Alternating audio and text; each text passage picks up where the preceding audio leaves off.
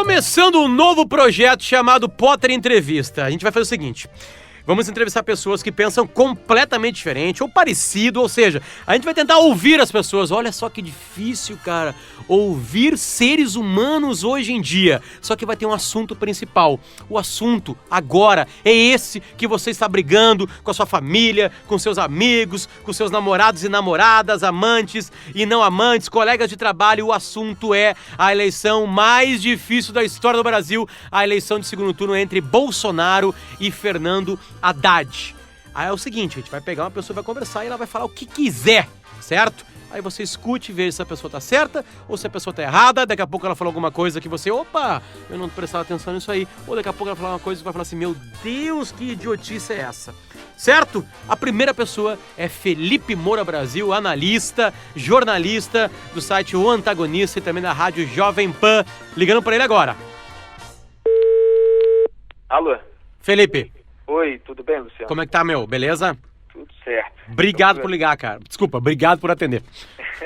Imagina, você falou, pediu uns minutos, eu fui ao banheiro escovar o dente, que é lindo, tanta correria lindo. aqui. É melhor. Limpar a boca é melhor, né, Felipe? Antes, né? Exatamente. É muito importante. Bom, Felipe, primeira coisa, cara, já vou te agradecendo porque tu é o primeiro entrevistado disso. É o primeiro cara que eu vou ouvir, eu quero ouvir todo mundo de todos os lados.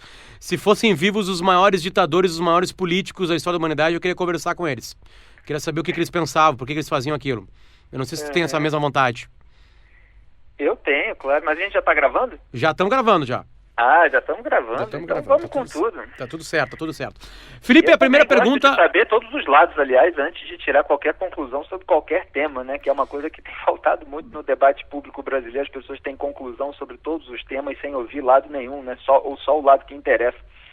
Pois é, mas é uma coisa estranha, porque a gente fica discutindo nos grupos de WhatsApp, a discussão ao vivo, Felipe, ela é muito mais leve, né? É difícil, assim, óbvio que a gente sabe que tem alguns episódios, assim, de algum tipo de violência física, mas eu digo entre amigos, porque os grupos de amigos, eles discordam, eles vão votar num, votar no outro. Por que na rede social isso é muito mais pesado? Por que é mais inflamado ali? É mais inflamado porque as pessoas estão protegidas atrás de um monitor, né? Elas não têm que arcar com as consequências ao vivo daquilo que elas estão dizendo. Então, na rede social existe muita covardia. Tem muita gente que é muito valente na rede social, mas ao vivo não é tão valente quanto as postagens que fazem. É uma postura muito parecida com a do Ciro Gomes, que no debate de televisão entre os presidenciáveis se dizia amigo do Bolsonaro, dos tempos de Câmara dos Deputados, meu colega e tal. E aí, por trás das câmeras, chamava Bolsonaro de projetinho, de Hitler tropical, nazista, filho daquilo, né? Melhor nem falar aqui, fascista, e o diabo, né? Ele chamou Bolsonaro de todos os rótulos possíveis. E foi até filmado pelas câmeras, evidentemente, dos manifestantes. Sim. Mas não falou esse tipo de coisa na frente dele. Então é a mesma coisa. Muita gente se aproveita do fato de estar escondido em casa, protegido, para falar coisas que não falaria ao vivo contra aquelas pessoas que está acusando de alguma coisa. Sim. Agora, as discussões em família e entre amigos também estão cada vez mais acaloradas, né, nesse momento do país. Não estão também tão mansas assim, não. Eu fui bem, Felipe, até quase o final ali do primeiro turno. E aí eu me envolvi em discussões exatamente no grupo, o grupo da minha família mesmo, 4 irmãos e pai e mãe, nos últimos momentos ali. E dos meus amigos de infância, assim, 2 grupos que eu pensei que eu não ia me incomodar. Talvez pela intimidade com eles, assim, a gente teve discussão. Mas beleza, vamos lá. Eu vou te fazer uma pergunta, Felipe, que hoje ela é muito fácil de ser respondida. Mas se eu fizesse ela 1 ano atrás, eu acho que tu daria a mesma resposta pra mim e ninguém acreditaria. Quem é o próximo presidente do Brasil? Olha, eu não sou vidente, né? Eu faço análise e toda eleição depende do desempenho dos candidatos. Então, todo candidato pode fazer uma burrada, uma atrapalhada, pode surgir um fato novo que nunca tinha sido descoberto antes. Então, existe muito chute no debate público brasileiro, em todos os países existe, né? Eu procuro fazer análise, analisar a tendência. Então, eu estou há mais de 1 ano dizendo que seria muito difícil desidratar o Bolsonaro porque ele conseguiu encarnar o antipetismo, porque ele faz um discurso muito mais firme, muito mais contundente contra a roubalheira do PT no Mensalão, no Petrolão, contra o financiamento de ditaduras socialistas, como de Cuba e da Venezuela, por meio do dinheiro do BNDES, um banco público brasileiro, quer dizer, o dinheiro dos pagadores de impostos brasileiros sendo aplicado para ajudar a sobrevivência dessas ditaduras apoiadas pelo PT. Então, e o Bolsonaro tem até pelas suas limitações verbais, mas ele tem, por ser do Rio de Janeiro também, como eu sou, uma convivência mais próxima com o povo e uma linguagem que o povo entende, muito próxima da linguagem usada pelo Lula. As ideias são diferentes, evidente, mas o Lula sabe se comunicar com o povo e o Bolsonaro sabe se comunicar com o povo também. E o PSDB há muito tempo que não sabe. Então toda eleição eu eu aponto, na verdade, como os candidatos tucanos falam de uma maneira complicada e não conseguem ser diretos, simples, objetivos. Então tá lá o Geraldo Alckmin nessa campanha falando de transporte intermodal e não sei o quê. O Aécio em 2014 falando de amalgamar, falando de contingenciamento, que é o caso que ficou até mais famoso. E o Bolsonaro tá lá dizendo que vai botar bandido na cadeia. Então é claro que ele tem uma liderança que fica muito mais nítida para a população do que os candidatos tucanos tiveram.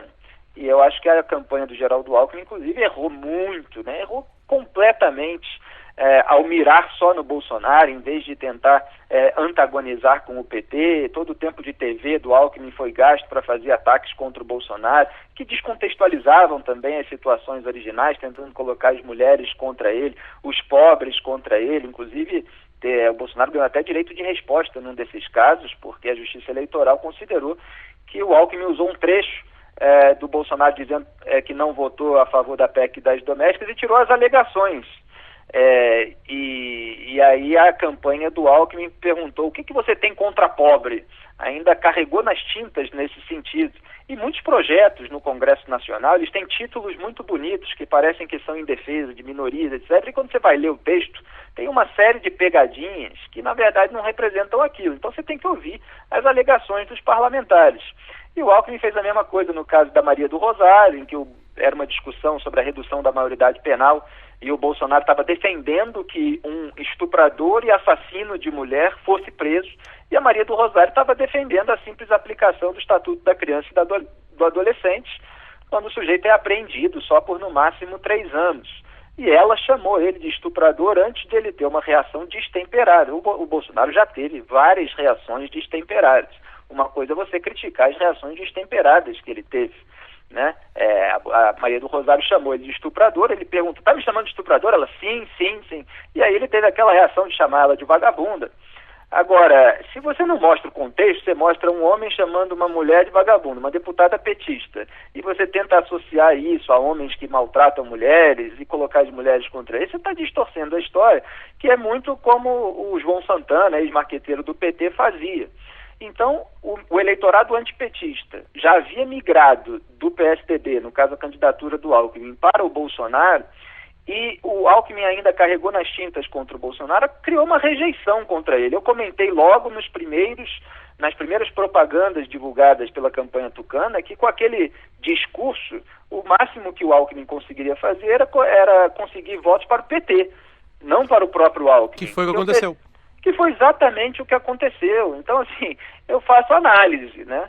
O que acontece no Brasil é que, como existe uma predominância de pessoas mais à esquerda no debate público, nos meios de comunicação, etc., quando a gente faz uma análise dos fatos, simplesmente, sem o ranço ideológico, as pessoas dizem que você está fazendo torcida, mas está aí, comprovado pelos fatos, tudo aquilo que eu digo. Então, aquilo que eu digo há mais de um ano, sobre o Bolsonaro, sobre a força eleitoral dele, que é uma análise simplesmente na categoria eleitoral, está sendo comprovado agora, e aí vira análise de repente. Aí todo jornalista começa a falar aquilo que eu estou analisando há muito tempo. É assim como o Alckmin, que derreteu, assim como a Marina Silva, né?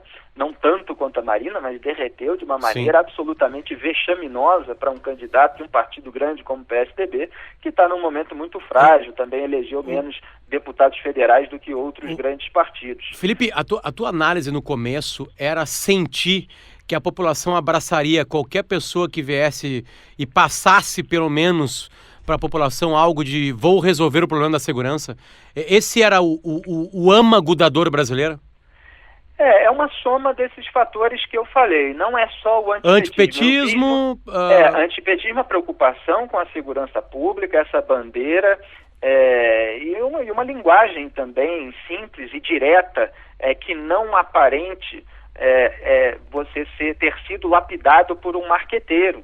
Então, o Bolsonaro tem um tipo de linguagem e de atitude que faz com que ele cause uma impressão de autenticidade. É uma autenticidade temperamental, sem dúvida, em vários momentos, pelo menos foi até aqui, porque agora, nessa última semana, ele tem sido bem sereno, tem sido bem... Sim.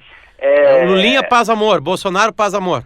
Ele tem sido controlado e está tentando controlar o entorno dele, que cometeu várias trapalhadas também, em termos de declarações inapropriadas, que deram margem à distorção, outras que foram inapropriadas mesmo, mas ele agora está se atendo justamente àquelas posições que sustentaram a candidatura dele até aqui. Então, como a gente ia dizendo, é o antagonismo ao PT, mas dizendo com todas as letras que é um partido protagonista dos escândalos de corrupção, que financia ditaduras, que quer levar o Brasil para os rumos da Venezuela, como está, inclusive, no seu plano de governo, onde tem lá que o PT quer instituir controle social de todos os poderes, do judiciário, do legislativo, do executivo e do Ministério Público.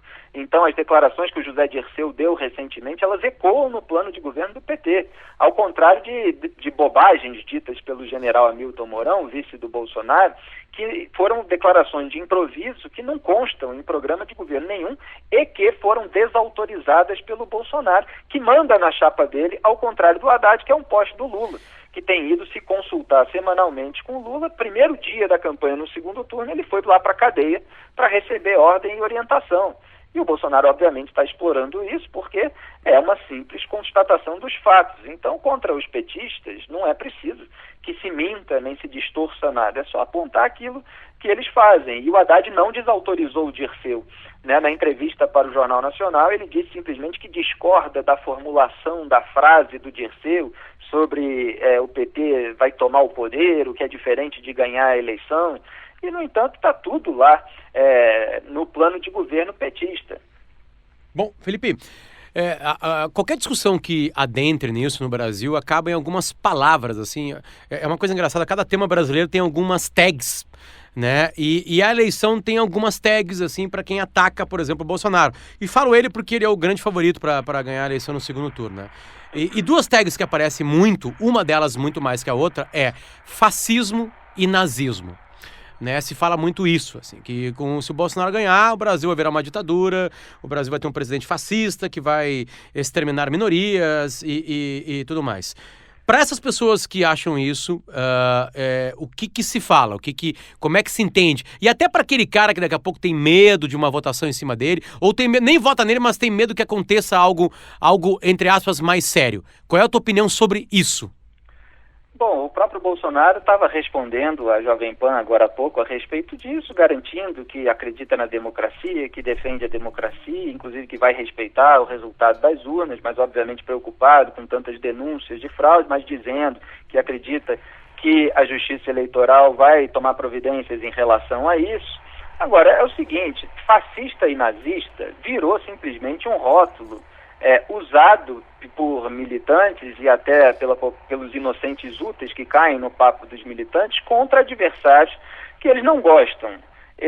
As pessoas nunca explicam por que esse conceito se aplica. O nazismo exterminou 6 milhões de judeus sob o comando de Hitler. O Bolsonaro não exterminou ninguém e foi quase exterminado por um esfaqueador que a imprensa não gosta de dizer, mas é um fanático de esquerda, foi um ato de extrema esquerda. Era um militante filiado ao PSOL durante 7 anos, obviamente já tinha saído do partido, mas que participava do debate político na internet, nas suas redes sociais, como um esquerdista. E ele foi lá e tentou impedir que o candidato que se apresenta como de direita se elegesse presidente da República, porque estava na liderança das pesquisas. Então, obviamente, um atentado político e que foi justificado por ele na audiência de custódia como tentar impedir, que eu acho que o Bolsonaro, ele não falava o nome diretamente, mas tentaria exterminar justamente isso que você falou, se referindo às declarações que os outros dão, exterminar gays, mulheres, negros, essa patacoada. E aí a minha análise é a seguinte: eu considero uma irresponsabilidade que analistas na imprensa fiquem legitimando esse tipo de narrativa política, porque a arena política, o debate na arena política é muito duro, é muito agressivo. Agora, cabe à camada intelectual da sociedade e à classe jornalística, o que nem sempre é a mesma coisa, filtrar esse tipo de coisa e mostrar, olha, não dá para chamar o Bolsonaro de nazista, porque o nazismo exterminou 6 milhões de judeus, ele não fez isso. Não tem nenhuma declaração, nenhum grupo associado a ele que defenda esse tipo de bandeira. É claro que ficam jogando imagens nas redes sociais, tentando espalhar fake news, mas não tem nada a ver uma coisa com a outra. E o fascismo era resumido na doutrina de Benito Mussolini, que era tudo dentro do Estado, nada fora do Estado, tudo para o Estado, enfim, não lembro agora exatamente a formulação, mas que não é o discurso que o Bolsonaro veio adotando. Ele tem um histórico de votação que revela uma posição, uma mentalidade mais nacionalista estatizante, derivada do nacionalismo que foi estatizante também, do regime militar, e que é diferente do que prega a direita democrática, porém ele veio dizendo, reconhecendo que evoluiu nesse sentido e que defendia a privatização de muitas estatais, faz algumas ressalvas em relação a setores estratégicos, como a própria Petrobras, a Banco do Brasil, Caixa Econômica, mas denunciando o Estado inchado brasileiro que facilita esquemas de corrupção. Então isso não tem nada a ver com o fascismo. É apenas rótulo sendo disparado contra ele, e inclusive ele tem posições sobre regime militar que são diferentes das minhas, obviamente. Eu vejo as atrocidades dos dois lados. Não é nem que o Bolsonaro não veja, mas é como ele é um capitão, ele acaba fazendo uma defesa que muitas vezes dá a impressão de ser corporativista dos militares. Sim. Agora, ele defende a derrubada do Jango em 1964, que tinha o apoio da opinião pública, tinha o apoio do Congresso, tinha o apoio de grandes jornais. Ele citou na Globo, inclusive, o apoio do Roberto Marinho para refutar os entrevistadores que estavam confrontando ele com essas declarações.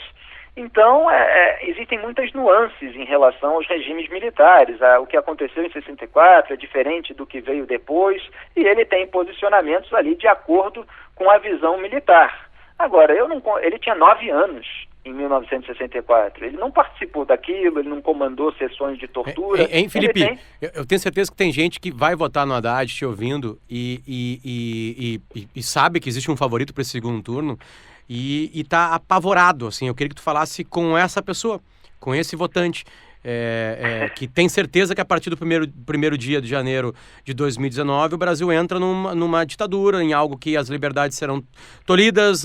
O que tu fala para esse votante? Olha, o projeto mais autoritário é disparado do PT, porque isso consta no plano de governo do PT, como eu estava dizendo, que é instituir o controle dos poderes. A democracia se faz justamente pela independência dos poderes, judiciário, legislativo, executivo. Se um partido coloca no plano de governo que quer instituir o controle social, e social eles colocam, é uma palavra usada por eles, para embelezar qualquer atitude autoritária. Na verdade, estão querendo controlar esses poderes que se voltaram, não contra eles, mas que pegaram aquilo que as investigações descobriram e cumpriram o seu dever. Né? No caso do impeachment legal da Dilma Rousseff, havia fraudes fiscais esquadrinhadas pelo então procurador Júlio Marcelo de Oliveira, do Ministério Público de Contas, e ela sofreu um impeachment de acordo com o que manda a Constituição, no Parlamento. O Ricardo Lewandowski, indicado pelo Lula para o STF, que comandou o processo como manda a Constituição no Senado, ainda deu uma canetada para salvar os direitos políticos da Dilma, que agora, felizmente, o povo mineiro, na prática, cassou novamente, porque ela não foi eleita senadora, acabou ficando em quarto lugar. Então, isso consta... essas teses autoritárias, do caderno de teses do Congresso Nacional do PT, que tem um monte dessas teses, elas constam no plano de governo do PT. No plano de governo do Bolsonaro não tem nada disso, as propostas dele não tem nada disso, e o que é importante falar, e que eu tuitei hoje, lá na minha conta de Twitter, é que é só esse ranço anti-Bolsonaro que distorce análises, de jornalistas, principalmente daqueles que foram membros ou são defensores da esquerda na luta armada contra o regime militar, só esse ranço é que faz confundir a defesa que o Bolsonaro faz, a derrubada do Jango em 64 e de certos militares, com uma defesa atual e genérica da ditadura como um sistema de governo ou até plano de governo. Isso é de um cinismo atroz, porque o Bolsonaro nunca ficou defendendo aqui, eu quero instaurar uma ditadura no Brasil e tal, eu vou fazer isso nesse governo. Ele não fez isso nessa campanha o tempo inteiro e nem tem condições de implementar determinadas coisas que as pessoas ficam achando que ele implementaria. Então as opiniões que ele tem politicamente incorretas sobre questões envolvendo minorias também seriam atravancadas por questões de independência dos poderes, de dependência do Congresso Nacional, e ele tem feito um discurso totalmente no oposto do caminho que as pessoas mais militantes ficam dizendo que ele faria. Ele já disse que os gays seriam felizes no governo dele e tal. O que ele não quer é a educação sexual precoce nas escolas, tanto para héteros quanto para gays.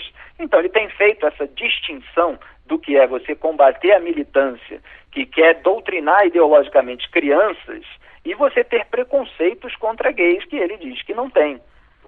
Bom, então, falando diretamente na visão de Felipe Moura Brasil, falas que tu tem na Jovem Pan, como trabalhador de rádio na Jovem Pan, e também no site O Antagonista, é absolutamente impossível com o Bolsonaro no governo de acontecer um rompimento democrático. Olha, eu não dou esse tipo de declaração categórica sobre qualquer governo futuro. O que a gente tem para analisar são os históricos de cada um, os históricos de declaração e os projetos de poder. O PT esteve no poder durante 4 mandatos, foi protagonista dos maiores escândalos de corrupção da história do país, incluindo o Mensalão e o Petrolão. Usou dinheiro para financiar ditaduras. Dinheiro do povo brasileiro para financiar ditaduras que oprimem a população. O povo pobre da Venezuela está fugindo da ditadura do Nicolás Maduro, herdeiro do Hugo Chávez, no poder na Venezuela, para o norte do Brasil, em Roraima, causando uma tremenda dificuldade para a governadora do estado para lidar, porque é mais população chegando e não tem estrutura para receber. E, ao mesmo tempo, não quer bloquear porque é uma pessoa que está passando dificuldade. São filas na Venezuela de pessoas comendo carne estragada, para comer carne estragada porque não tem outro acesso à proteína. Então o PT tem esse histórico já consolidado na prática, porque esteve no governo. O Bolsonaro nunca esteve no governo. O que vai acontecer no governo dele é matéria de projeção a partir daquilo que ele é e daquilo que ele faz. Como qualquer analista sério, nunca dei nem darei carta branca a político nenhum. Qualquer erro, qualquer atrocidade cometida, qualquer ruptura, vamos criticar, vamos denunciar, vai haver uma grande vigilância. E essa vigilância está muito exacerbada nesse momento do país. Então, existe uma diferença simplesmente aí de histórico. A parte mais autoritária, comprovadamente, é a parte petista. Entendi. A gente vê uma movimentação muito dos artistas, né? Tem um amigo meu que brinca, dizendo que olha a opinião de um grupo de artistas, obviamente que se isso for majoritário, certamente o que está certo é o outro lado. Né? Existe uma grande campanha com a hashtag Ele Não no Brasil, que de alguma forma até movimentou um pouco o primeiro turno, não sei se para bem ou para mal de quem foi nessas movimentações. O povo brasileiro está pensando diferente, e aí eu me incluo porque eu sou imprensa, e hoje tu também está trabalhando na imprensa, pensa diferente da imprensa. O povo brasileiro tem uma outra visão de mundo, ele sente dores ou prazeres que artistas e jornalistas não sentem? Olha, a desconexão da imprensa com a realidade foi um ponto importantíssimo da campanha eleitoral de 2016 nos Estados Unidos e está sendo um ponto bastante emblemático da corrida eleitoral de 2018 no Brasil. Eu sempre disse naquela época e volto a dizer agora, já disse várias vezes em todo esse ano, que o povo brasileiro, de um modo geral, ele não tem as mesmas predisposições e até preconceitos dos jornalistas, ou da maioria dos jornalistas, obviamente, há um monte de exceções, para analisar os fatos. Então, em 2016, aparecia um escândalo envolvendo Donald Trump, que descobriram uma gravação em que ele falava isso e aquilo de uma mulher e tal, não sei o quê. E, bom, quem lida com o povo de um modo geral, quem joga bola e no intervalo ouve o que se diz de comentário, já ouviu coisas muito piores do que aquilo que o Trump estava dizendo. Então, o povo brasileiro não tem esses melindres politicamente corretos que boa parte da imprensa brasileira tem. E nesse momento, tanto em relação ao Trump nos Estados Unidos como em relação ao Bolsonaro no Brasil, embora haja várias diferenças entre eles, que fique bem claro, mas eu acho que boa parte do eleitorado prefere alguém que se posicione, alguém que sem travas na língua, que demonstre que não tem rabo preso e que às vezes se excede. A pessoa nem concorda com tudo que faz, nem com todas as reações, mas prefere aquele cara mais autêntico que se excede do que o sujeito todo lapidado, todo construído por marqueteiro e que aparenta um cinismo tradicional como os que tem na política brasileira. Então, eu acho que existe essa diferença. Em relação às posições mesmo, principalmente na área dos costumes, isso existe há muito tempo, essa diferença, tanto na arena política quanto na classe jornalística, em relação ao povo brasileiro, porque todas as pesquisas dos últimos anos vinham mostrando que o brasileiro é contra a legalização das drogas, seja cocaína até maconha. O brasileiro é contra o aborto. O brasileiro é contra a manutenção da maioridade penal. Ele quer a redução da maioridade penal. Digo brasileiro, ao dizer o brasileiro, estou dizendo a maioria, tá? Nessas pesquisas, não é todo mundo, evidentemente. Ele é a favor de penas mais duras, é a favor da prisão perpétua. E tudo isso são posições consideradas mais conservadoras, consideradas mais à direita. O que existia no Brasil nos últimos anos era que simplesmente o debate político ficava restrito a diferentes posicionamentos de esquerda. Tanto que o PSDB foi demonizado pelo PT como sendo de direita, o que é uma coisa completamente fora da realidade, simplesmente por estar à direita do PT. Mas ele está à direita do PT dentro da parte do espectro político à esquerda. O PSDB tradicionalmente é um partido de centro-esquerda. E eu não digo isso da boca para fora. Você pode ver as declarações do FHC, do José Serra, do Aloysio Nunes, do Aécio Neves e do próprio Geraldo Alckmin em 2006. Todos deram declarações reivindicando a autenticidade do esquerdismo, dizendo que o PSDB, sim, representa a verdadeira esquerda, ao contrário do PT. Isso alguns, claro, e o FHC diz, eu sou de esquerda, mas ninguém acredita. O Aécio Neves diz, para a esquerda não adianta empurrar que eu não vou. O Aloysio Nunes foi perguntado pelo Danilo Gentili, em entrevista na televisão, quem é a verdadeira esquerda, PSDB ou PT? Ele falou, é o PSDB, perdão, o Aloysio Nunes tucano. Então, eles sempre reivindicaram esse caráter esquerdista e não tinha uma representação de direita na arena política. O Lula, inclusive, numa eleição passada, falou assim, é muito bom que nós estejamos aqui todos candidatos à esquerda. Tem um vídeo dele falando isso. E agora tem o Bolsonaro, que defende posições à direita. É claro que o Bolsonaro é uma figura polêmica, uma figura que dá declarações às vezes inapropriadas, que tem reações destemperadas, mas que principalmente na área dos costumes e no trato com os bandidos, ele representa aquilo que a maioria do eleitorado já vinha pedindo há muito tempo. Eu acho muito engraçado quando eu vejo na imprensa a onda conservadora. Olha, o que tem agora é uma onda Bolsonaro, é uma onda bolsonarista, porque ele encarnou certos sentimentos que já são estáveis há muito tempo, como esses que eu estou falando em relação aos posicionamentos nas áreas dos costumes, e esses que são circunstanciais, que é o cansaço com o PT, que é o antipetismo. Então não é uma onda conservadora, é que a população brasileira, em diversos assuntos, ela é majoritariamente conservadora.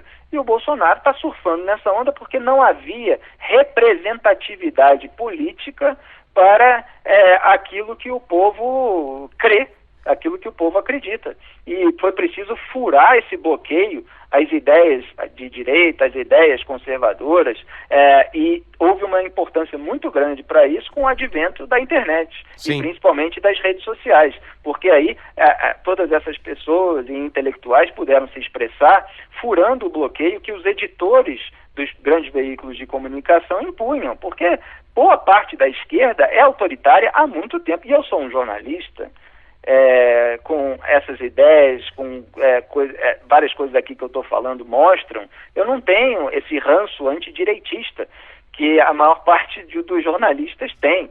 Então eu sei o que é ser uma voz dissidente num mercado predominantemente de esquerda. O que tem de gente tentando puxar o meu tapete todos os dias não é brincadeira, entendeu? E as pessoas fazem o diabo para calar uma voz dissidente. Cite uma puxada de tapete, Felipe. Não, eu não posso falar. Cite só o ato, assim. Diz o nome, só o ato. Nos bastidores do mercado jornalístico, mas as pessoas tentam fazer de tudo para vetar que você entre em determinado veículo, para que pedem a sua cabeça, entendeu? Para que você seja mandado embora. Isso acontece sempre, desde que eu entrei e comecei a trabalhar para grandes veículos de comunicação. Então a soma de todos esses fatores, o advento das redes sociais o movimento intelectual, e aí houve uma importância também do Olavo de Carvalho, que já denunciava o cinismo da esquerda nos grandes veículos de comunicação, e aí foi perdendo espaço, mas aí depois cresceu muito com as redes sociais, e eu organizei um livro dele para contar um pouco mais da história das ideias dele, o mínimo que você precisa saber para não ser um idiota, que foi um fenômeno editorial. Sim. E foi um fenômeno editorial porque o mercado editorial estava restrito a ideias de esquerda, porque boicotava qualquer autor que fosse crítico da esquerda, qualquer autor que fosse mais liberal, mais conservador. Então, foi publicado o livro pela editora Record, né, dirigida pelo Carlos Andreasa, e a presença do Carlos Andreasa, que é uma pessoa com a cabeça plural e que continua publicando autores de todas as ideologias, de todas as áreas do espectro ideológico, a presença dele foi muito importante, porque abriu um espaço para a circulação de ideias mais à direita. Não quer dizer que qualquer político que surfe nessa onda é aprovado 100% ou se concorda 100% com as ideias e com os comportamentos e com o temperamento dele. Mas essas ideias passaram a ter uma força muito maior na sociedade e isso está se refletindo agora na área política. Felipe, tu chegou a tocar ali na semelhança ou não semelhança de Trump com o Bolsonaro. O que eles são semelhantes e o que eles não são semelhantes? Bom, a semelhança é essa coisa de não ter papa na língua, né? Eles falam aquilo que estão pensando mesmo e passam para o eleitor uma certa autenticidade que alguns podem rejeitar pelos excessos e alguns gostam apesar dos excessos. A principal diferença, eles também adotaram posições à direita, adotaram posições conservadoras, cada um tem um histórico que em determinados pontos diverge da posição conservadora. Por exemplo, o Bolsonaro, como eu disse, tinha posições e votos no Congresso Nacional mais estatizantes. Isso é o contrário do que os conservadores, do que a direita defende. Ela defende uma redução do tamanho do Estado, que no Brasil é gigante, né? Só que o Bolsonaro diz que ele evoluiu, que ele foi aprendendo, até por influência dos filhos. O Eduardo Bolsonaro exerce uma influência ali sobre o pai nesse sentido, e a proximidade agora com Paulo Guedes tornou mais ainda presente essa ideia liberal aí no escopo das propostas do Jair Bolsonaro. Então eles tinham algumas diferenças, mas eles souberam, de um modo geral, surfar nesse conservadorismo do eleitorado. As principais diferenças são que o Donald Trump é um bilionário, ele já era um empresário, ele vivia na iniciativa privada, bem sucedido, tinha muito dinheiro para investir na própria campanha, e tinha por trás dele o Partido Republicano, com oposição interna, por ser uma figura polêmica, por ter no passado, como eu disse, algumas posições contrárias a dos próprios republicanos, mas mesmo tendo uma oposição interna, tinha muita estrutura partidária, muita capilaridade para rodar os Estados Unidos, fazer discursos que ficaram lotados em todo o país. E o Bolsonaro não é um bilionário, ele não tem um partido com uma grande estrutura, e ele está simplesmente conseguindo esse clamor popular que talvez seja inédito, né? Preciso que se constate na história recente do país, onde ele reúne multidões e tem uma militância espontânea, voluntária, que é muito rara. O PT sempre teve a militância mesmo partidária, né? os blogs que o José Serra cunhou como os blogs sujos, que são blogs para disseminar a narrativa petista e para atacar os adversários do PT, recebiam dinheiro de verba de publicidade federal durante todo o governo petista. Eu estou lá na lista negra que esses blogs fazem, de jornalistas, entendeu? O que muito me honra, né?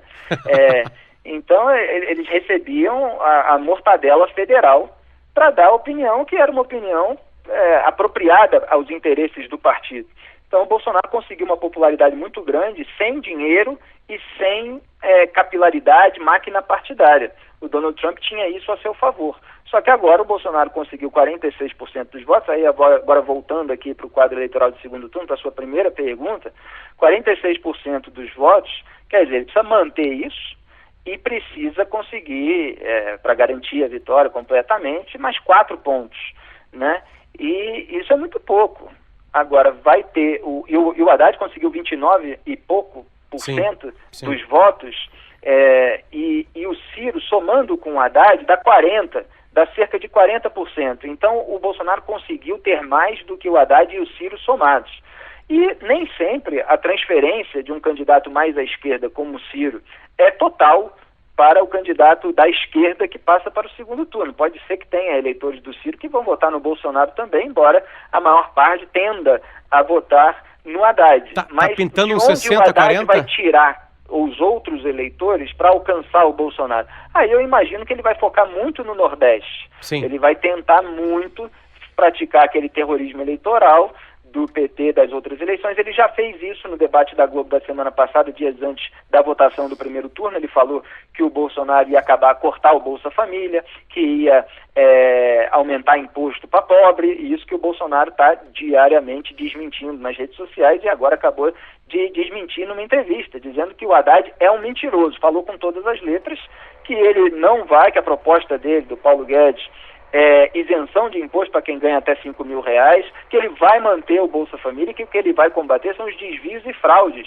que aconteciam no Bolsa Família, segundo ele, durante os governos do PT, justamente para que sobre mais dinheiro para as pessoas realmente necessitadas. Então, o PT vai focar nisso, vai focar na defesa da democracia, o que é muito difícil para o PT também.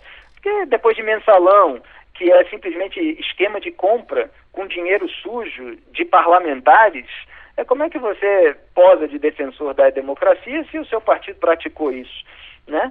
Fica difícil, mas vai ser a estratégia possível aí para o PT. Então o Bolsonaro está numa situação bastante confortável, mas não pode dar nenhum mole, né? E todas as declarações inapropriadas dele e do seu entorno serão usadas contra ele. Por isso que é melhor o pessoal se ater mais para que ele seja eleito nas posições mais seguras. Felipe, o jornalista ele não é proibido de ter lado, de alguma maneira, né? De alguma forma o teu trabalho, né, isso na Jovem Pan, no Antagonista, no Blog Tupim, ou seja, como tu faz o teu trabalho, no âmbito, digamos, presidencial, sempre foi de combate a um lado mais de esquerda do Brasil, vamos dizer. Eu tô pegando no âmago mesmo, não tô nem entrando nas complicações de se dar uma classificação. Existe uma grande possibilidade de entrar, e aí de novo vou classificar, mas para ficar bem claro no áudio, né, que vai entrar um governo de direita. Como é que vai ser o crítico Felipe? Como é que tu vai fazer esse papel agora? Bom, meu papel vai ser sempre de criticar aquilo que está errado. Agora, existe uma diferença em relação a mim, porque eu não sou apenas um repórter. Eu sou âncora, né? Eu trabalho também para o site Antagonista, eu dou informação e tal, e eu sou analista também. Então, existe uma grande diferença em relação a mim e a vários militantes que atuam no jornalismo, é que eu, antes de tudo, dou a informação completa. Então, se alguém falou alguma coisa, eu dou aspas para a pessoa que falou. Porque contra mim se diz um monte de barbaridades que eu nunca disse, obviamente, né? Sem que se dê aspas, né? Então eu acho que a honestidade intelectual manda que se contextualize as situações e que, a partir de agora, vamos fazer aqui uma análise, né? Então é isso que eu sempre fiz e é isso, por isso que eu tenho uma confiança muito grande por parte do meu público. Agora, existe uma coincidência temporal que é o seguinte: eu comecei a atuar no jornalismo, no debate público de modo geral, quando a esquerda estava no poder e ainda predomina em termos de poder cultural. Então, naturalmente, os olhos críticos se voltam para quem tem mais poder. E não havia praticamente direita na política brasileira em todo esse período, como eu estava dizendo antes. Então só havia esquerda. É preciso que uma democracia, para que não seja doente, tenha os dois lados, porque ela pressupõe exatamente a convivência de correntes contrárias. Obviamente, em cada corrente, há os seus fanáticos, há os seus radicais, há os seus teóricos da conspiração, que é uma parcela que floresce muito nesse tempo de redes sociais, e cabe a nós, da camada intelectual, saber filtrar tudo isso. Agora, se eu vivesse na época do regime militar, eu estava com os olhos críticos muito mais voltados para o regime militar. Então, vai acontecer a mesma coisa. O que acontece é que eu tenho determinadas opiniões que não são posições, né? Porque hoje o pessoal decora uma cartilha de posições que esteja de acordo com o lado com o qual mais se identifica. Agora, eu estudei para ter cada opinião que eu tenho. Eu não decorei uma cartilha.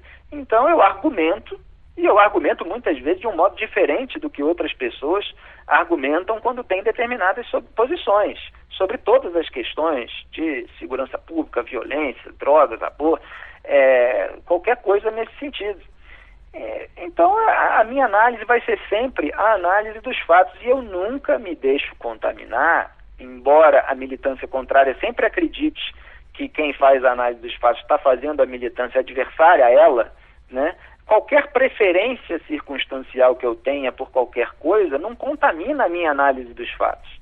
Então não é porque eu constato as realidades dos governos petistas, mostrando o que aconteceu nos governos petistas, que eu vou dizer que o Haddad não vai crescer nunca, jamais, o Haddad vai desidratar, o Lula não tem poder nenhum de transferir votos e tal, não sei o quê, que é o que muitos militantes da imprensa faziam em relação ao Bolsonaro. Diziam, a candidatura do Bolsonaro é uma palhaçada, ele vai desidratar. Isso não é análise. Isso é wishful thinking, como se diz lá nos Estados Unidos, é o pensamento desejoso. Então é a torcida disfarçada de análise. E um monte de jornalistas dizia que o Bolsonaro iria desidratar. E eu estou lá dizendo que não vai se desidratar. E não é porque eu concordo com uma posição ou outra dele argumentando de uma maneira diferente. É porque simplesmente eu analiso os fatos da realidade. Então vai ter, se ele for eleito, um governo à direita, e eu vou continuar olhando com olhos críticos, assim como vou continuar olhando com os olhos críticos à oposição. Agora, eu não dou pesos diferentes do que as coisas têm, que isso é uma coisa que falta também no debate público. Então, por exemplo, eu sou contra auxílio moradia, que o Bolsonaro tinha. Eu sou contra secretário parlamentar, que o Bolsonaro tinha, principalmente se não presta um serviço comprovado que resulte em emendas parlamentares lá no Congresso Nacional. Mas eu não vou dizer que o auxílio moradia do Bolsonaro é um crime, porque tem um pessoal histérico que fica dizendo esse tipo de coisa. Não é crime porque está previsto na lei. O secretário parlamentar está previsto a cada parlamentar do Congresso Nacional 25 secretários parlamentares, seja em Brasília ou no seu estado de origem. No caso, Rio de Janeiro, estado de origem do Bolsonaro, ele tinha uma lá numa cidade próxima de Angra dos Reis. Agora, eu sou contra, porque eu acho um gasto público, eu acho que essas coisas precisam ser, no mínimo, melhor elaboradas, para que não vire um cabide de emprego sem que as pessoas precisem prestar um serviço público. Então eu tenho uma série de discordâncias em relação a atos e posições do Bolsonaro, mas eu não digo que são criminosas quando elas não são. No caso, inclusive, dos quilombolas, e eu não faço uma análise superficial, eu entro na análise, na declaração, nas leis, o que se aplica, o que não se aplica. Então ele deu uma declaração sobre os quilombolas, é óbvio que eu acho inapropriada, que eu acho grosseira e tal, mas eu preciso fazer a distinção, porque é meu papel analítico, não é crime. Aí a Procuradora-Geral da República, Raquel Dodge, denunciou ao STF como crime. Eu discordei da Procuradora, não considero crime, mas nem a condenei completamente, porque eu digo, bom, se há nuances, se na dúvida a parte acusadora, no caso a PGR, poderia ser o Ministério Público em outros casos, a parte acusadora faz a acusação e deixa para a Justiça resolver se aceita ou não. Aí eu fiz uma análise das posições dos ministros do STF e falei, olha, a primeira turma do STF tende a rejeitar essa denúncia, porque não é crime de racismo e porque até o Alexandre de Moraes já escreveu um livro que defende a imunidade parlamentar, Bolsonaro é deputado, então ele tem a liberdade para falar coisas que o cidadão comum não tem, e o Alexandre Moraes ainda defende essa imunidade parlamentar para além do recinto do Congresso Nacional. E aí você faz esse tipo de análise, está torcendo, então não, estou fazendo análise. Aí chega a primeira turma e faz o quê? Decide por 3-2 rejeitar a denúncia feita pela PGR do suposto crime de racismo do Bolsonaro. Então é tudo análise, a análise precisa ser feita. Agora, os fatos muitas vezes incomodam as pessoas para as quais os fatos não são proveitosos, não são benéficos no momento. E é isso que está acontecendo no debate público, Felipe, e a gente tem que evitar. Para acabar, Felipe, obrigado pelo teu tempo. Vamos lá. Acertou Brexit, acertou Trump. E não é acertou uma semana antes, tá, rapaziada, que tá ouvindo. Com um bom tempo e não é também na mesa de apostas, tá? Com algum tipo de argumentação e tudo mais. Acertou Bolsonaro, que para mim foi o mais difícil de acertar pelo momento turbulento do Brasil. E o Brasil é diferente, né? O Brasil, qualquer coisa pode mudar, qualquer ato pode mudar. Qual é a grande reviravolta no mundo? Qual é a próxima grande reviravolta no mundo? Vamos lá. Olha, eu estou tão imerso nessa eleição de 2018, nem estou conseguindo acompanhar como eu gosto de acompanhar o debate público americano, por exemplo, porque eu estou trabalhando muito e felizmente sendo requisitado, mas eu agradeço a sua generosidade de reconhecer os meus acertos de análise, que isso no nosso mercado também é muito raro. Outro dia a gente faz um podcast só com os teus erros, Felipe. Que haja esse tipo de reconhecimento. E eu não sei o que vai ser a próxima confusão e que eu possa me posicionar diferentemente da maré. Eu acho que a eleição do Donald Trump e o posicionamento a que chegou o Bolsonaro, porque ainda não acabou a eleição, deveriam ser ilustrativos e educativos para boa parte da imprensa e para boa parte daqueles jovens, e agora eu falo aqui para eles, que estudam em universidades e tal. Eles precisam analisar esses casos para ver se eles vão querer ser esse tipo de analista que erra tudo porque deixa a sua própria o seu próprio ativismo, a sua própria militância, os seus próprios ranços e preconceitos contaminarem a sua análise, ou se vai querer ser uma pessoa que, obviamente, como qualquer outra, tem internamente as suas preferências, as suas opiniões, mas que não deixa contaminar, não deixa que elas contaminem a sua análise dos fatos. Então eu até fiz piada outro dia, que os jornalistas andam se espantando tanto com a realidade que eles deveriam frequentá-la com maior frequência.